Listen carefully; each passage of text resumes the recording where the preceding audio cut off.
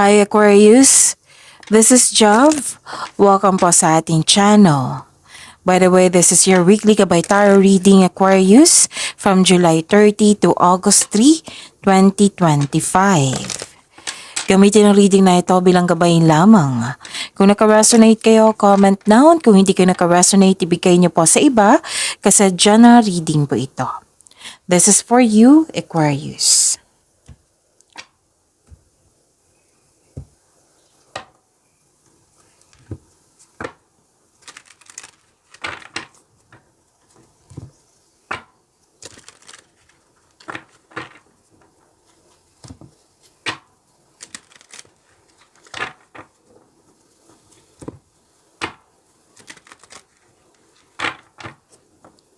Para po ito sa iyo, Aquarius, ngayong July 30 to August 3, 2025. Maraming salamat po sa inyong patuloy na suporta at maraming salamat din po sa mga nag-donate at maraming salamat din po sa mga hindi nag-skip ng ads.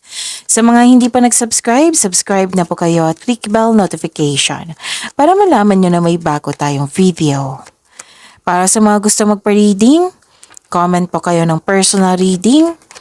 Again, comment kayo ng personal reading and check my reply sa comment section.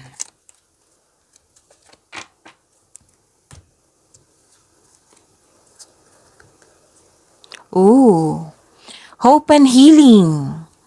Nakatanggap kayo ng blessings. Oo, claim nyo po, ang ganda nito. Lahat ng signs gusto ng hope and healing. So, hope and healing, nakatanggap kayo ng blessings. Maraming ideas na bibigyan mo ng aksyon, personal development. Nag-research kayo sa internet para may makuhang learnings and clarity. At, okay. May nakita kong recognition dito na kilala ka. Pwedeng fame ito, recognition nga, pwedeng nakatanggap ng awards. And this is money luck, L-U-C-K, money luck. So claim nyo po, Aquarius, may nag-uusap dito na magkakapatid at may exciting na ganap. At may meeting, pwedeng meeting rito, reunion, togetherness, celebration, may party, may special event, public event. Yan. Pagtipon-tipon.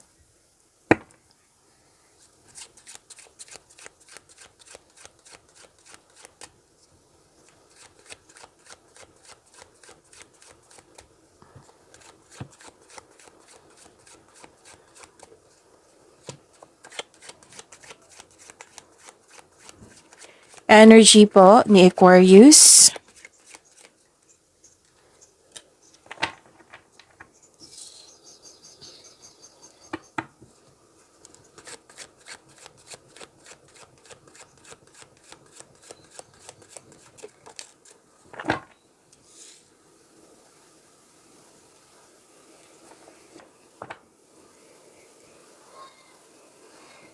Kung may napansin kayo na repeating message, meaning to say, pinupush ng cards nyo yan. Like for example, nanood kayo sa inyong monthly Gabay Tarot reading at dito rin sa inyong weekly Gabay Tarot reading at may napansin kayo na ulit na mensahe. Yan po yung pinupush ng cards nyo na kailangan yung bigyan ng atensyon, solusyon, at aksyon kung maaari po. So ano yung energy ni Aquarius?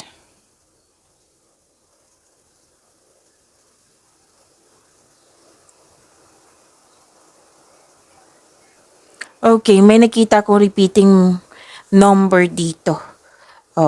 Angel number 66 signifies a powerful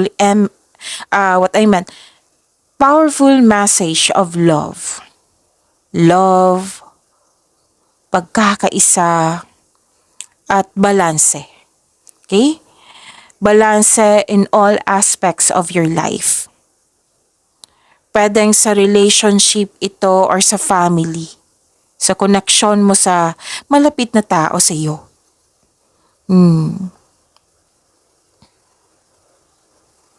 So this is about love and relationship, family and home, balance and harmony, and spiritual guidance.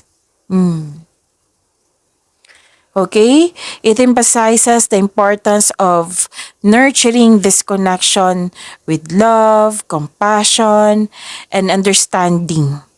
Seeing this number 66 repeatedly suggests that you should focus on creating harmony within yourself and your surroundings, especially sa relasyon, sa bahay, sa family. And this can be a sign of divine support and encouragement to trust your spiritual journey and stay positive on your path to fulfillment. So focus on love, nurturing, and harmony in all your relationship. Nabulol na ako, relationships po. Okay? Pagbalanse. Pero then, magbigay ng time, di ba? Magbigay ng time, balanse, bigay ng time sa inyong sarili, sa partner mo, sa matalik mo kaibigan, yung malapit sa iyo, sa family.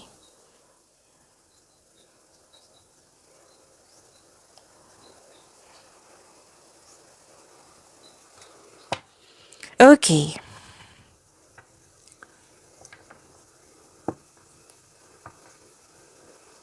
So, na yung energy ni Aquarius? Generosity. Nakatanggap kayo ng blessings, di ba? Sabi ko sa inyo dito. Nakatanggap kayo ng blessings at naging generous kayo, Aquarius. Sharing resources. Yung sabi kanina sa angel number 66, harmony, andito din. Sa tarot cards nyo, pagkakaisa. Hindi ka madamot. Oo. Okay, may sabi dito, Aquarius. Ang ilan sa inyo, makakatanggap ng tulong or gift. Oo. Pero, ang ilan sa inyo ayaw magtanggap kasi feeling mo, obligado mo ring magbigay sa kanila. Oo. May iba kasing tao na mahilig magbigay kasi dyan sila masaya. Katulad mo na masaya makatulong sa kapwa nyo. Or hindi talaga kayo sanay na magtanggap. Sanay kayo sa more on give kayo Aquarius. So give back kung kaya mo o may sobra ka. Kung magiging komportable ka sa pagtanggap ng tulong o regalo, mas maraming kasaganaan ng dadaloy sa iyong buhay. Kasi itong blessings na ito, blessings is gift, tulong, blessings yan. Which is nag-clarify talaga kanina sa oracle cards nyo. Pinadaan niya sa isang tao para ibigay sa iyo. Binigay yan from God, okay? Galing yan kay God. Binigay yan sa isang tao para ibigay sa iyo. Okay? Both of you ay nakatanggap ng blessings. So, pinadaan ni God sa kanya para sa iyo. Yan yung usually na sinasabi ko lalo na sa family ko, na giver kasi yung family ko, hindi sila sanay magtanggap. So, sabi ko, hindi yan galing sa akin, galing yan kay God. So, hindi sila magdadalawang isip na tanggapin kasi galing kay God yan diba? Oo. It might be, sa pride din, or it might be, may nakita rin ako kasi dito na giver, hindi sanay magtanggap. So, yan yung isipin nyo. Binigay niyan sa iyo, dahil pinabigay ni God yan sa iyo. Okay? Pwede din makakatanggap kayo ng malaking pera. Kasi may malaking pera ako nakikita dito. 2 card mismo nagsabi dito. Malaking pera Aquarius. Pwede din return investment ito. Ito ay parating na. Na kitang-kita ko yung happiness mo dito. You deserve this happiness, Aquarius. And this card asks you to consider helping someone at work also.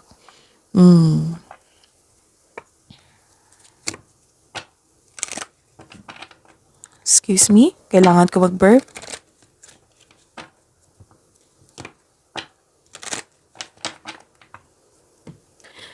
Embarking on a healing journey, you are moving forward.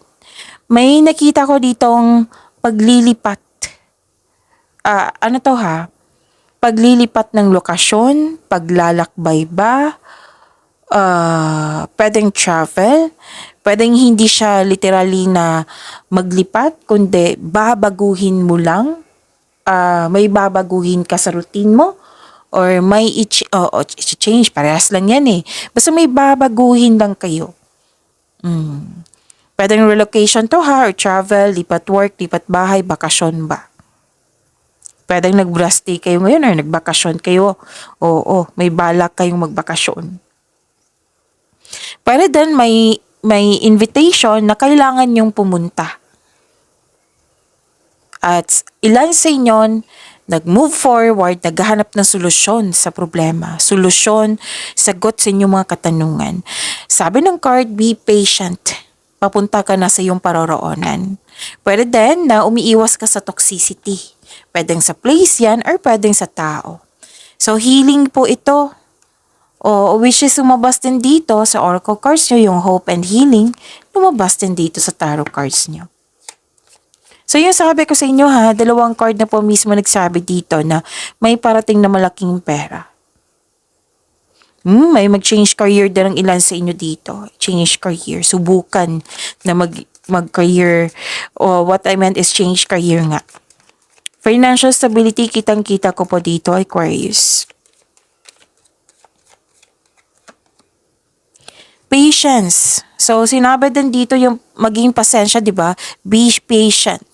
Papunta ka na sa iyong paroroonan. Sabi pa ni Archangel Jophiel, your dreams are blooming more rapidly than you realize. Still, they need nurturing and patience.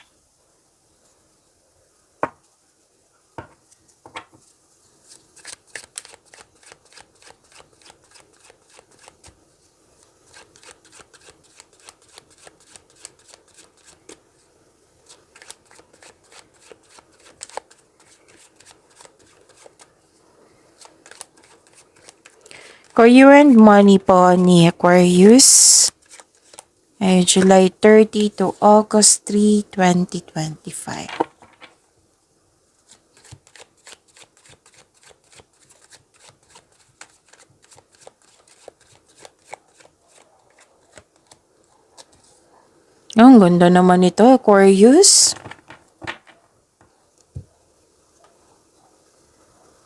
Sa career and money niyo po, kasiyahan nakikita ko dito, Aquarius. Wealth, family, inheritance, magkakatanggap ka ng mana, pension, retirement, o masaganang ani ng buhay. Spend time sa family, nag-save ka rin para sa iyong sarili, para sa specific person na tutulungan mo rin.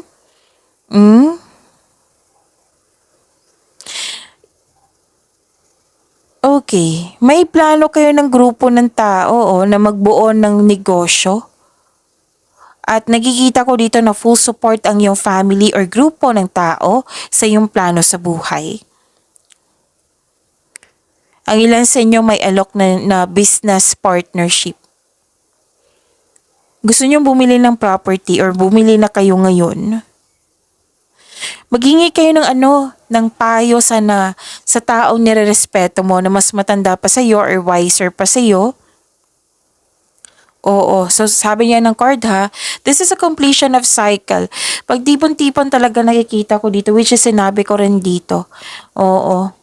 Which is sinabi din ni Angel number 66, right? Yung harmony, group of people, pagkakaroon ng time sa group of people, sa family, sa sarili. Yan. Ang ganda ng cards mo, Aquarius.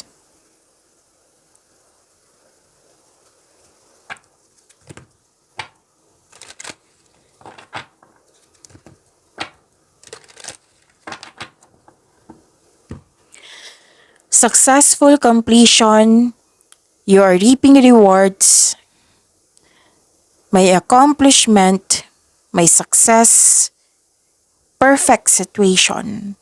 Recognition andito rin. Perfect situation, may parating na gantimpala or positibong resulta sa inyong mga ginagawa. Panalo ka dito eh. May achievement na. Celebrate your wins and acknowledge how far you've come and ready ka na sa new journey. Ang ilan sa inyo tapos na yung construction ng dream house mo or ang ilan dito, nakita ko dito nagpa-construct para sa negosyo. Oo. Everything you have worked for is coming together. So this is magandang bunga na nag-harvest kayo.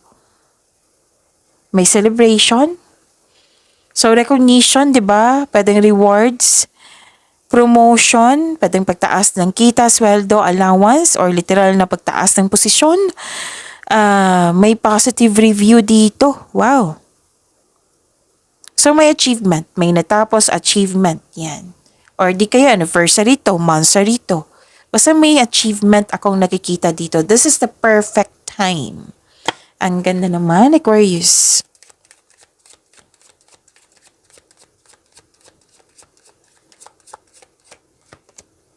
Wisdom. Insight into the... nabulo na naman ako. Aquarius, saglit na po. Insight, yan. Insight into the nature of physical objects gives you foresight. Use your best judgment.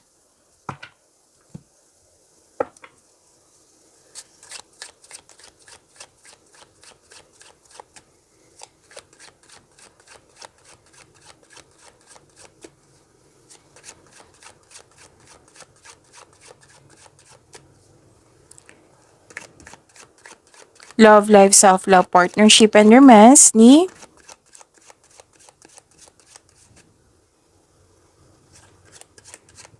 Aquarius ngayong July 30 to August 3, 2025.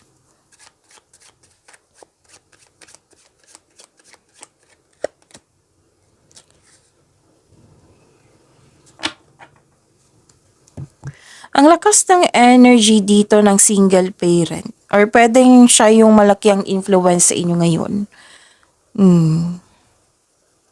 Okay. Nagpasya ka, naging honest kasi yung sarili. Okay, sa mga single dito, may parating sa inyo. Again, sa mga single dito, may parating na tao dito, trustworthy, matalino, who chooses reason over emotion. It might be this is a water signs or an air signs, kapwa mo air signs. Water signs is Cancer, Pisces, Scorpio. Air signs is Gemini, Libra, and Aquarius.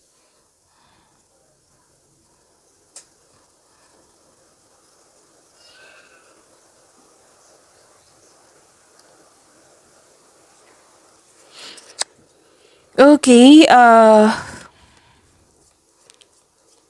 may transformation akong nakikita dito. Yes. Pwedeng ikaw ito, pwedeng siya. Kasi may tao dito na nagkaroon kayo ng disconnection sa nakaraan. Let's say, hindi na kayo nag-usap. Nagkaroon kayo ng problema, hindi kayo nag-usap. So may balak dito na bumalik para mag-reconnect. Pwedeng sa single to, sa mga relasyon sa buhay mag-asawa.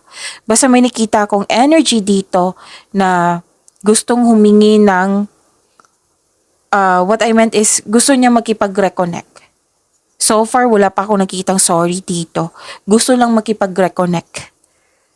Okay? Pwedeng pwedeng dati mong kaibigan ito, ex mo, yung taong malapit sa inyo noon, yan. So, sa lahat to ha, pwedeng sa single, may relasyon sa buhay mag-asawa. Sa mga relasyon sa buhay mag-asawa, pwedeng nagkaroon kayo ng space.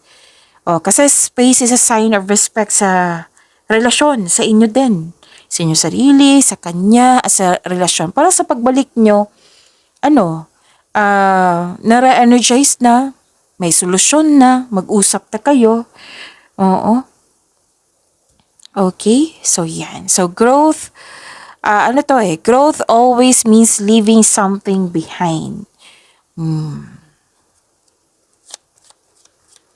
So, may new beginning sa inyong buhay. This is necessary change. Transition to eh. Trust. Transformation na naman.